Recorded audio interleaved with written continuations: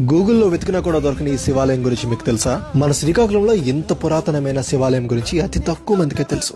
ఈ ఆలయం శ్రీకాకుళంకి 15 కిలోమీటర్ల దూరంలో ఒక కొండ మీద ఆరంగిపేట అనే గ్రామంలో ఉంది.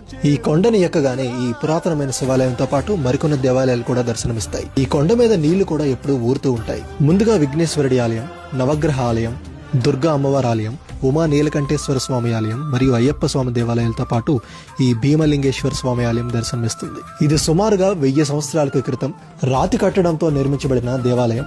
గర్భగుడి లోపల శ్రీ భీమలింగేశ్వర స్వామి దర్శనమిస్తారు. ఈ ఆలయ నిర్మాణం కూడా శ్రీముఖలింగేశ్వర స్వామి ఆలయంలానే ఉంటుంది. ఈ ఆలయ గోడల మీద శివుడు, దుర్గాదేవి, విఘ్నేశ్వరుడు ఇంకా మరెన్నో శిల్పాలు దర్శనమిస్తాయి. ఇది ఈస్టర్న్ గంగాస్ డైనస్టీ కాలంలో నిర్మించబడింది. అయితే 17వ శతాబ్దంలో ముస్లింల దండయాత్రలో సగం వరకు ధ్వంసమైంది.